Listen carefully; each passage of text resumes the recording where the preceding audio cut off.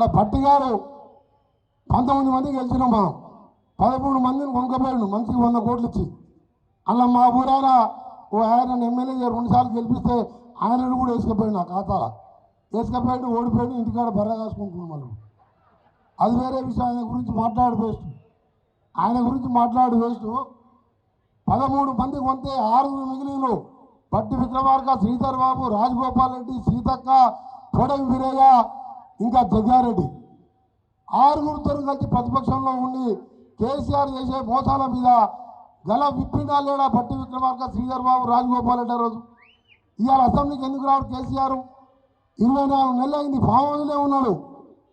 మన నెలకు 5 లక్షల రూపాయలు జీతం, నాకు వచ్చినట్టే వస్తే జీతం. ఆయన క్యాబినెట్ మినిస్టర్ ర్యాంక్, ఆయనకు ప్రతిపక్ష నాయకుడు అంటే క్యాబినెట్ మినిస్టర్. అయిపోయింది 2 నిమిషాలు. ఆయన గురించి చెప్పకపోతే మనకు రేపు వస్తాడు ఆయన, రేపు వస్తుడు లీగులు ఇస్తున్నాం టీవీలో.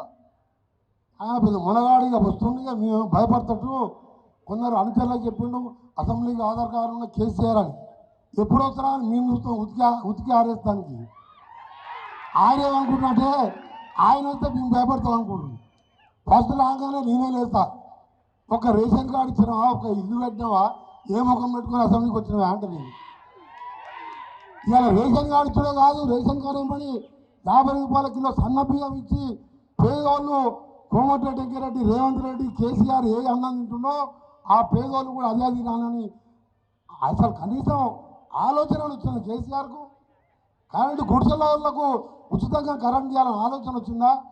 20,000 కోట్ల రైతు రుణమాఫీ చేసినాం, 7 లక్షల కోట్లు అప్పు చేసిపోతే మహానుభావుడు ఒక్కొక్క పైసా ఈ బిల్డింగ్ కట్టే కాంట్రాక్టర్కి మన 3 కోట్లు ఇప్పించిన, ఇంకా 2 కోట్ల బకాయి మొత్తం అప్పుల పాలు చేసిపోయినా కష్టపడి పేదవానికి ఇవాళ రేషన్ కార్డు, ఊరుకో 40-50 ఇండ్లు. ఈ ఏప్రిల్ మాసంలో మళ్ళీ ఊరుకో ఇందిరమ్మ ఇండ్లు ఇస్తున్నావు 50. అట్లా 3 ఏళ్ళు ఇస్తే ప్రతి ఊర్లో ప్రతి ఒక్కరికి 5 లక్షల ఇల్లు. అంటే దేశంలో ఏ రాష్ట్రంలో కూడా ఒక్క ఇంటికి 5 లక్షలు ఇస్తలేరు. ఇలా పునాది తీసుకోగానే అకౌంట్లో పడుతున్నాయా లేదా? మీరు ఎవరి దగ్గరికి పోకుండా వస్తున్నాయా లేదా? ఇవన్నీ కూడా ఒక్కొక్కటి పైసా జమ చేసుకుంటూ క్యాబినెట్లో మాట్లాడి పేదవాళ్ళని చేసుకుంటూ పోతుంటే 24 నెలలు ఆఫీస్కి రాకుండా కూడా ఎంఆర్ఓను, ఎస్ఐ కానీ, కలెక్టర్ కానీ, ఎస్పీ కానీ ఎవడన్నా వాళ్ళు నౌకరీ ఆఫీసు రాకుండా జీతం ఇస్తామా? ఈయనకి మాత్రం అసెంబ్లీకి రాకుండా నెలకు 5 లక్షల లెక్క 1,20,00,000 జీతం తీసుకుండు. ఇక ఆయన ఏంటో పెద్ద కృష్ణా జలాల కంటే అన్యాయం అయిందంట. 10 ఏళ్ళు ముఖ్యమంత్రి ఉండి జగన్మోహన్ రెడ్డికి ఇంటికి పిలిచి దావతులు ఇచ్చి రాయలసీమ లిఫ్ట్ ఇరిగేషన్ పెట్టి సొరంగం బాపనెల్లాల డిండి ప్రాజెక్టు పూర్తి చేయకుండా దాన్ని పక్కన పెట్టాం. ఆ మురికి నీళ్ళతో మూసితోని మా క్యాన్సర్లు, లంగ్ క్యాన్సర్లు వస్తుంటే మూసి గురించి పట్టించుకోలేదు. ఈరోజు ఆయన ఆ నీళ్ళ గురించి మాట్లాడుతున్నాడు. అక్కడ రోజా ఇంటికి పోయిండు, రొయ్యల పులుసు బాగా ఉన్నది, బాగా రుచికరంగా ఉన్నది, మీ రాయలసీమని రతనాల సీమ చేస్తా మొత్తం నీళ్ళు తీసుకుపోరని ఆయనే చెప్పిండు. అందుకనే రేపు పొద్దున వస్తా అంటుండు. నాకైతే డౌట్, ఎందుకంటే మీ ముందర 5-6 ఉన్నాం, గట్టిగా ఆయన వేసుకుంటారు. ఆయన ఏం చేసిండో 10 ఏళ్ళు ఆయన ఉద్యమం, తెలంగాణ ఉద్యమం. అసలు ఉద్యమకారులు చచ్చిపోయిన పిల్లల ఆత్మలు ఘోషిస్తున్నాయి పైన. మనం 70,000 ఖాళీలు భరించినాం, భర్తీ చేసిన ఉద్యోగాలు ఇంకా మిగిలిన భర్తీ చేస్తున్నాం. 10 ఏళ్ళు దోసుకున్నది. లాస్ట్కి ఒకటే మాట చెప్తాను, నీకు ఎక్కువ చెప్పయ్యా, నీకు అందరికీ తెలుసు, ఇది కొత్త స్టోరీ. ఎందుకంటే మనం ఏం చేస్తారు, మీ ఇంట్లో అక్క చెల్లెళ్ళు వస్తే మీ ఇంటికి వస్తే మనం సారే పెట్టాం, మంచి చీరలు పెట్టి భోజనం పెట్టి పంపిస్తాం ఆడపిల్లలు. ఇవాళ కేసీఆర్ అల్లులు కొడుకులు దోసుకున్న కాడ దోసుకొని సొంత బిడ్డని బయటికి వెళ్ళగొడితే ఆ రోజొక కాన్సెప్ట్కి పోయి రోజొక మాజీ మంత్రి మన వనపర్తి పోయింది, జగదీశ్వర్ రెడ్డి నీకు తింటానికి తిండి లేదు, 2,000 కోట్ల ఆస్తి ఎక్కడికి వెళ్ళి వచ్చిందన్న. మన జిల్లాకు వచ్చి నీకు బతికిరాలు లేనోడు ఈయన కూడా 80 ఎకరాల ఫామ్ హౌస్ కట్టింది శంషాబాద్లో, ఈయన 1,000 కోట్ల కొను. మన జిల్లా ఏదో లటుకున 2-3 వేలతో గెలిచినాం, 11 సీట్లు మనమే గెలిచినాం. అట్లా సొంతం బిడ్డ కేసీఆర్ ఒకటే అడుగుతున్న చివరిగా, మన మీటింగ్ తర్వాత ప్రెస్ మీట్ పెట్టిన 2 గంటలు మండాడతాక ఒక లెక్క, రేపటికెళ్ళి ఒక లెక్క అన్నాడు.